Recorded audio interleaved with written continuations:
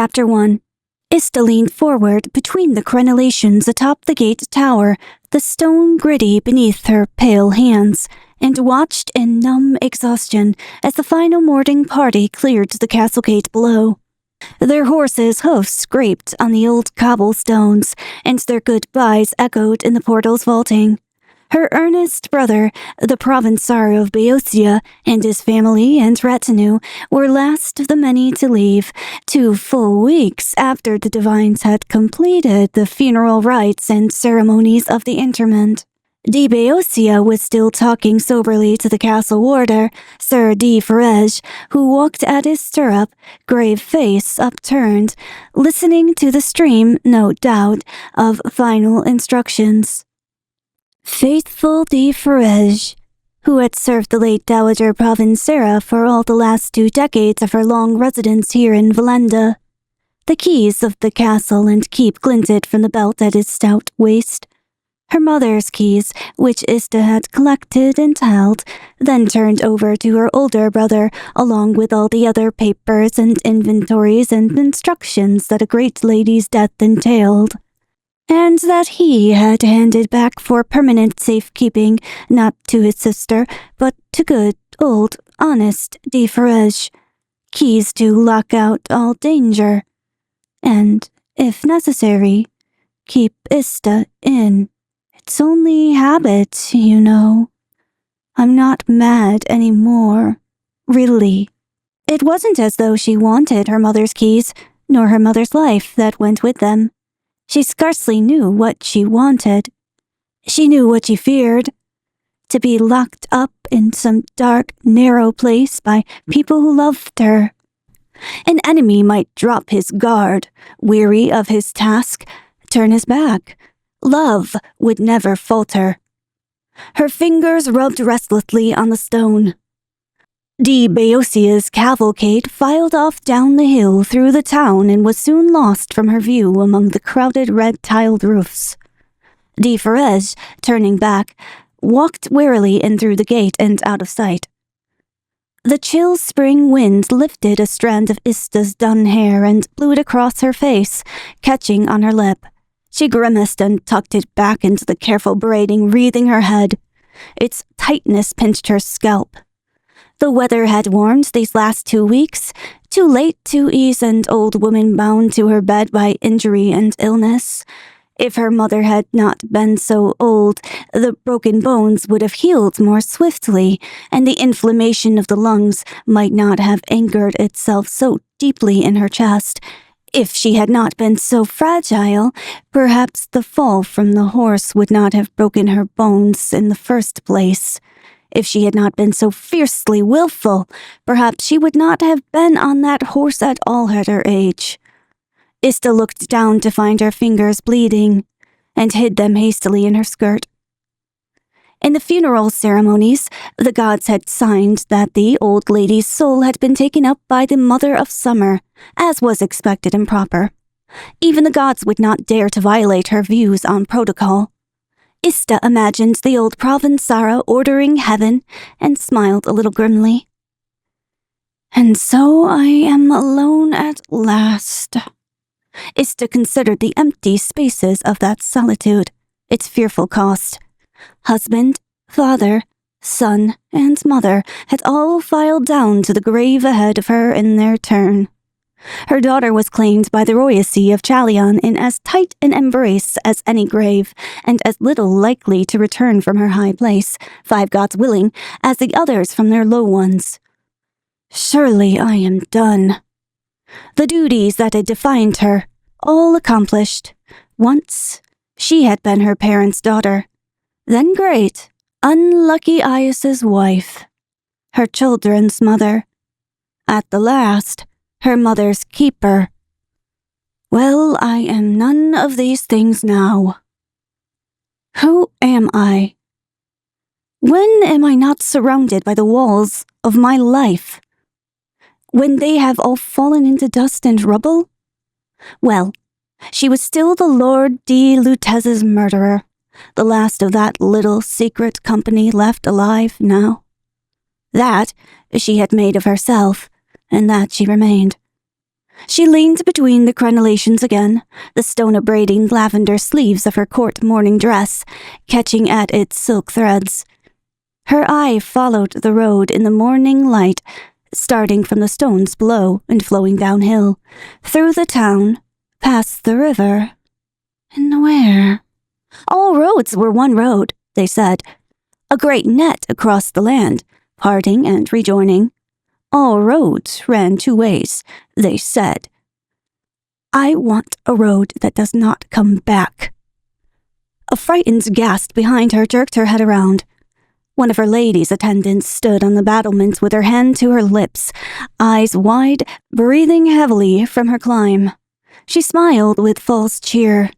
My lady, I've been seeking you everywhere.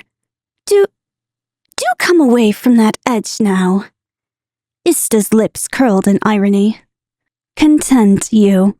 I do not yearn to meet the gods face to face this day, or on any other. Never again. The gods and I are not on speaking terms. She suffered the woman to take her arm and stroll with her as if casually along the battlement toward the inner stairs, careful, Ista noted, to take the outside place between Ista and the drop. Content you, woman. I do not desire the stones. I desire the road. The realization startled, almost shocked her. It was a new thought. A new thought?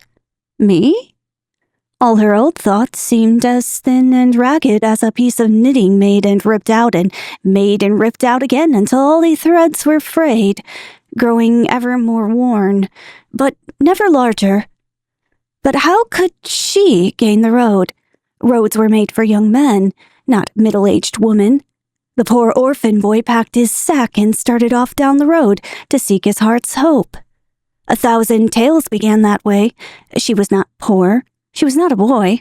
And her heart was surely as stripped of all hope as life and death could render it. I am an orphan now, though. Is that not enough to qualify me? They turned the corner of the battlement, making toward the round tower containing the narrow, winding staircase that gave on to the inner garden. Ista cast one last glance out across the scraggly shrubs and stunted trees that crept up to the curtain wall of the castle. Up the path from the shallow ravine, a servant towed a donkey loaded with firewood, heading for the postern gate. In her late mother's flower garden, Ista slowed, resisting her attendant's urgent hand upon her arm, and mulishly took to a bench in the still bare rose arbor. I am weary, she announced. I would rest here for a time. You may fetch me tea. She could watch her lady attendant turning over the risk in her mind, regarding her high charge untrustingly. Ista frowned coldly. The woman dropped a curtsy. Yes, my lady. I'll tell one of the maids, and I'll be right back. I expect you will. Ista waited only till the woman had rounded the corner of the keep before she sprang to her feet and ran for the postern gate. The guard was just letting the servant and his donkey through. Ista, head high, sailed out past them without turning round, pretending not to hear the guard's uncertain, "My lady?" She walked briskly down the steepening path, her trailing skirts and billowing black velvet vest cloak snagged on weeds and brambles as she passed, like clutching hands trying to hold her back. Once out of sight among the trees, her steps quickened to something close to a run. She had used to run down this path to the river when she was a girl, before she was anybody's anything. She was no girl now, she had to concede. She was winded and trembling by the time the river's gleam shone through the vegetation. She turned and strode along the bank. The path still held its remembered course to the old footbridge, across the water, and up again to one of the main roads winding around the hill to, or from, the town of Valinda. The road was muddy and pocked with hoofprints. Perhaps her brother's party had just passed on its way to his provincial seat of Tarun. He had spent much of the past 2 weeks attempting to persuade her to accompany him there, promising her rooms and attendance in his palace, under his benign and protective eye, as though she had not rooms and attendance and prying eyes enough here. She turned in the opposite direction. Court mourning and silk slippers were no garb for a country road. Her skirts swished around her legs as though she were trying to wade through high water. The mud sucked at her light shoes. The sun climbing in the sky heated her velvet-clad back, and she broke into an unladylike sweat. She walked on, feeling increasingly uncomfortable and foolish. This was madness. This was just the sort of thing that got women locked up in towers with lack-witted attendants, and hadn't she had enough of that for one lifetime? She hadn't a change of clothes, a plan, any money, not so much as a copper viada. She touched the jewels around her neck. There's money. Yes, too much value. What country town moneylender could match for them? They were not a resource. They were merely a target, bait for bandits. The rumble of a cart drew her eyes upward from picking her way along the puddles. A farmer drove a stout cob, hauling a load of ripe manure for spreading on his fields. He turned his head to stare dumbfounded at the apparition of her on his road. She returned him a regal nod. After all, what other kind could she offer? She nearly laughed out loud, but choked back the unseemly noise and walked down, not looking back, not daring to. She walked for over an hour before her tiring legs, dragging the weight of her dress, stumbled at last to a halt. She was close to weeping from the frustration of it all. This isn't working. I don't know how to do this. I never had a chance to learn. And now I'm too old. Horses again, galloping, and a shout. It flashed across her mind that among the other things she had failed to provision herself with was a weapon. Even so much as a belt knife, to defend herself from assault. She pictured herself matched against a swordsman, any swordsman, with any weapon she could possibly pick up and swing, and snorted. It made a short scene, hardly likely to be worth the bother. She glanced back over her shoulder and sighed. Sir de Ferege and a groom pounded the road in her wake, the mud splashing from their horses' hoofs. She was not, she thought, quite fool enough or mad enough to wish for bandits instead. Maybe that was the trouble. Maybe she just wasn't crazed enough. True derangement stopped at no boundaries. Mad enough to wish for what she was not mad enough to grasp? Now, there was a singularly useless lunacy. Guilt twinged in her heart at the sight of de Ferege's red, terrified, perspiring face as he drew up by her side. "Royina!" he cried. "My lady! What are you doing out here?" He almost tumbled from his saddle to grasp her hands and stare into her face. "I grew weary of the sorrows of the castle. I decided to take a walk in the spring sunshine to solace myself." "My lady, you have come over 5 miles. This road is quite unfit for you." "Yes, and I am quite unfit for it." "No attendants, no guards. 5 gods, consider your station and your safety. Consider my gray hairs. You have stood them on end with this start." "I do apologize to your gray hairs," said Ista with a little real contrition. "They do not deserve the toil of me, nor does the remainder of you either, good de Ferege. I just wanted to take a walk." "Tell me next time, and I will arrange by myself." "You are the Dowager Royina of all of Chalion," stated de Ferege firmly.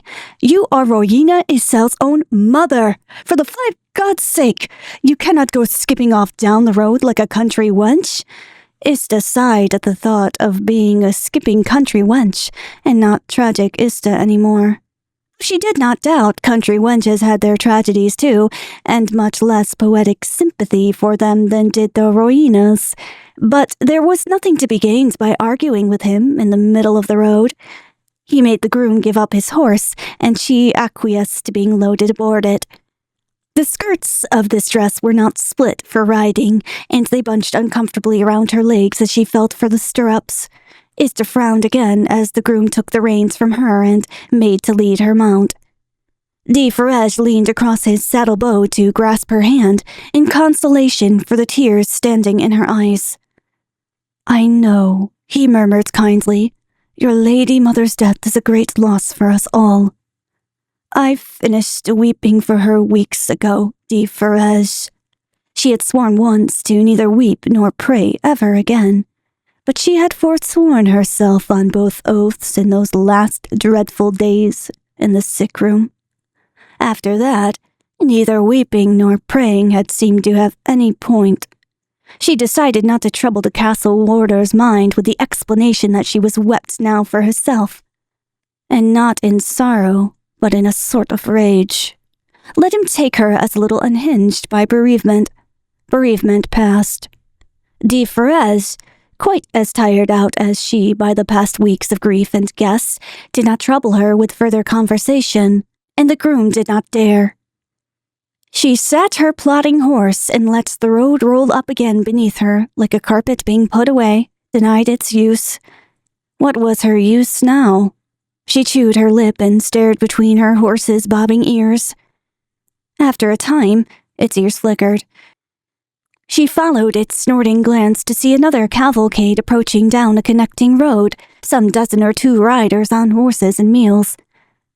De Ferrege rose in his stirrups and squinted, but then eased back in his saddle at the sight of the 4 outriders clad in the blue tunics and grey cloaks of soldier brothers of the Daughter's Order, whose mandate encompassed the safe conveyance of pilgrims on the road.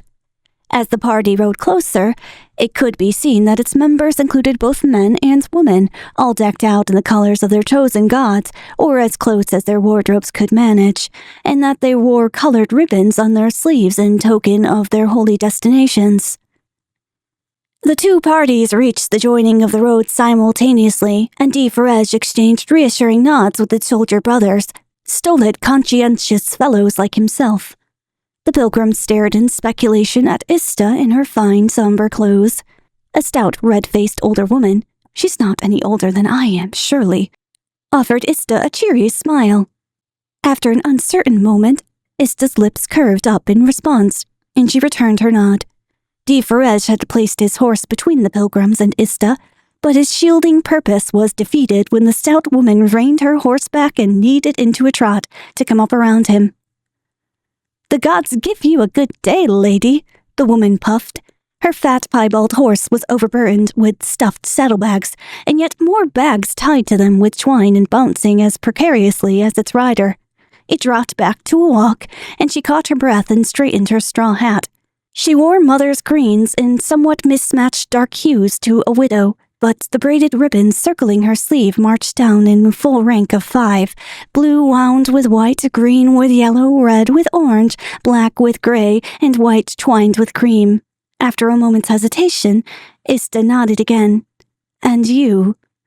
"We are pilgrims from around Boeotia," the woman announced invitingly, "traveling to the shrine of the miraculous death of Chancellor Di Gironal in Tyroon. Well, except for the good Sir Di Brada over there." She nodded toward an older man in subdued browns wearing a red and orange favor marking allegiance to the son of autumn. A more brightly togged young man rode by his side, who leaned forward to frown quellingly around him at the green-clad woman. "He's taking his boy, over there. Isn't he a pretty lad now, eh?" The boy recoiled and stared straight ahead, growing flushed as if to harmonize with the ribbons on his sleeve. His father was not successful in suppressing a smile. "Up to the Cardagots to be invested in the Sun's Order, like his papa before him, to be sure. The ceremony is to be performed by the Holy General, the Royce Consort Bergen himself. I'd so love to see him. They say he's a handsome fellow. That Ibran seahorse he comes from is supposed to be good for growing fine young men. I shall have to find some reason to pray in Cardagas myself and give my old eyes that treat."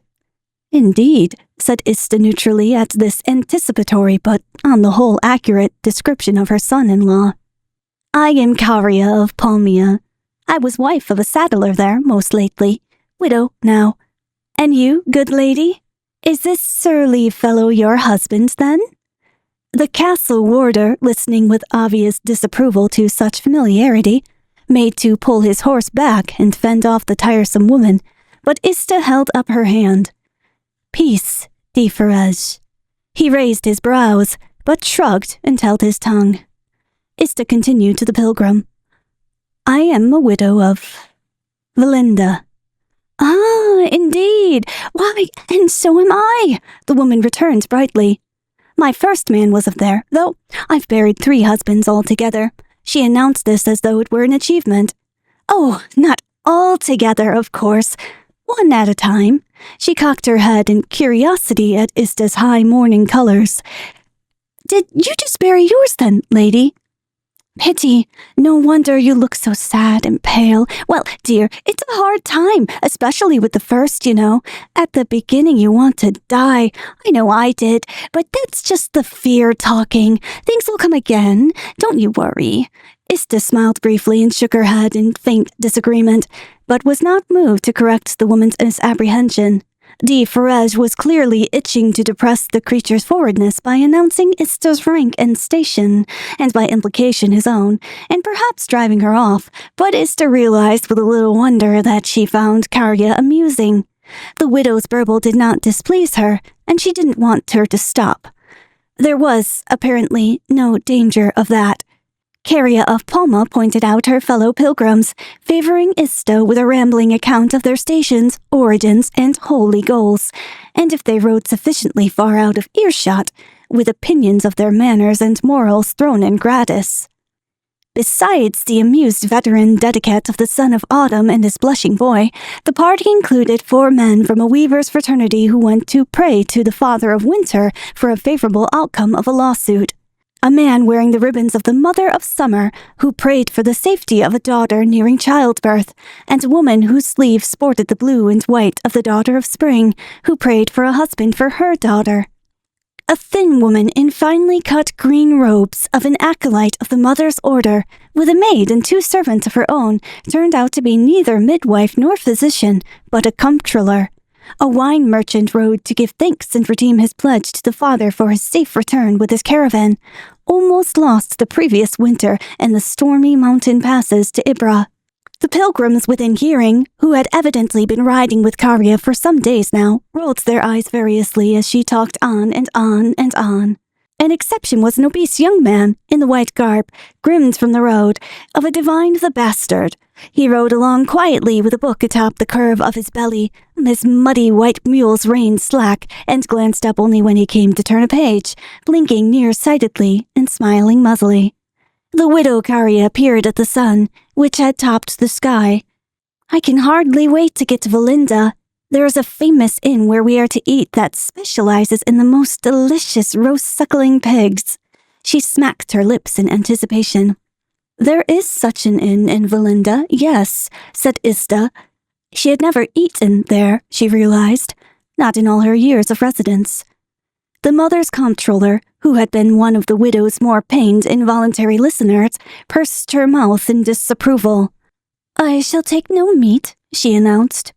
I made a vow that no gross flesh would cross my lips upon this journey. Karya leaned over and muttered to Ista. If she'd made a vow to swallow her pride instead of her salads, it would have been more to the point for a pilgrimage, I'm thinking. She sat up again, grinning. The mother's comptroller sniffed and pretended not to have heard. The merchant with the father's gray and black ribbons on his sleeve remarked as if to the air, I'm sure the gods have no use for pointless chatter. We should be using our time better, discussing high-minded things to prepare our minds for prayer, not our bellies for dinner. Karya leered at him. Aye, or lower parts for better things still. And you ride with the father's favor on your sleeve, too. For shame. The merchant stiffened. That is not the aspect of the god to which I intend, or need, to pray, I assure you, madam. The divine of the bastard glanced up from his book and murmured peaceably, The gods rule all parts of us, from top to toe. There is a god for everyone, and every part. Your god has notably low taste, observed the merchant, still stung. None who open their hearts to any one of the Holy Family shall be excluded, not even the priggish. The divine bowed over his belly at the merchant. Karia gave a cheerful crack of laughter. The merchant snorted indignation, but desisted. The divine returned to his book. Karia whispered to Ista, "I like that fat fellow, I do. Doesn't say much, but when he speaks, it's to the point. Bookish men usually have no patience with me, and I surely don't understand them, but that one does have lovely manners. Though I do think a man should get him a wife and children and do the work that pays for them, and not go herring off after the gods. Now, I have to admit, my dear second husband didn't work, that is, but then he drank himself to death eventually, to the relief of all who knew him, 5 gods rest his spirit." She signed herself, touching her forehead, lip, navel, groin, and heart, spreading her hand wide over her plump breast. She pursed her lips, raised her chin and her voice, and called curiously, "But now I think on it, you've never told us what you go to pray for, learned." The divine placed his finger on his page and glanced up. "No, I don't think I have," he said vaguely. The merchant said, "All you cold folk pray to meet your God, don't you?" "I have often prayed for the goddess to touch my heart," said the mother's controller. "It is my highest spiritual goal to see her face to face. Indeed, I often think I have felt her from time to time." "Anyone who desires to see the gods face to face is a great fool," thought Ista, although that was not an impediment in her experience. "You don't have to pray to do that," said the divine. "You just have to die. It's not hard." He rubbed his second chin. "In fact, it's unavoidable." "To be God-touched in life," corrected the comptroller coolly. "That is the great blessing we all long for." "No, it's not. If you saw the mother's face right now, woman, you would drop weeping in the mud of this road and not get up for days." Ista became aware that the divine was squinting at her in an arrested curiosity. Was he one of the god-touched? Ista possessed some practice at spotting them. The reverse also held true, unfortunately, or perhaps that calf-like stare was just short-sightedness. Discomforted, she frowned back at him. He blinked apologetically and said to her, "In fact, I travel on business for my order. A dedicate in my charge came by chance across a little stray demon possessed by a ferret. I take it to Teriun for the archdivine to return to the god with proper ceremony." He twisted around to his capacious saddlebags and rummaged therein, trading the book for a small wicker cage. A lithe gray shape turned within it. "So that's what you've been hiding in there." Karia rode closer, wrinkling her nose. "It looks like any old ferret to me." The creature stood up against the side of the cage and twitched its whiskers at her.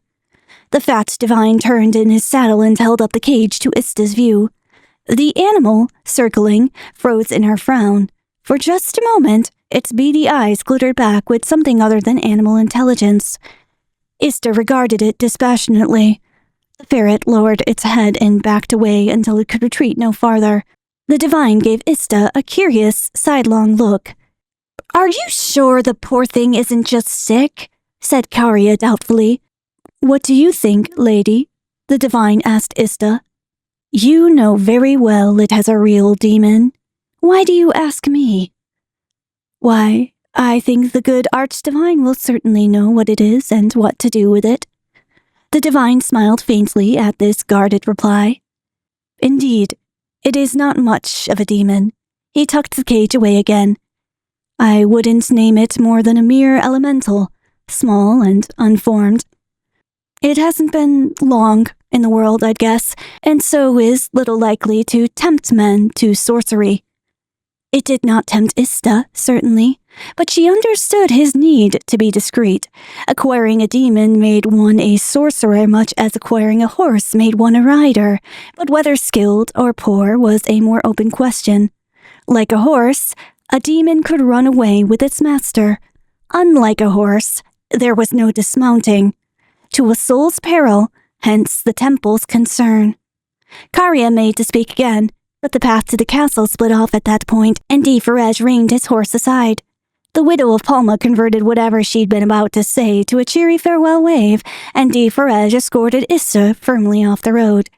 He glanced back over his shoulder as they started down the bank into the trees. Vulgar woman. I'll wager she has not a pious thought in her head. She uses her pilgrimage only to shield her holiday-making from the disapproval of her relatives and get herself a cheap armed escort on the road. I believe you are entirely right, Deferej. Ista glanced back over her shoulder at the party of pilgrims advancing down the main road.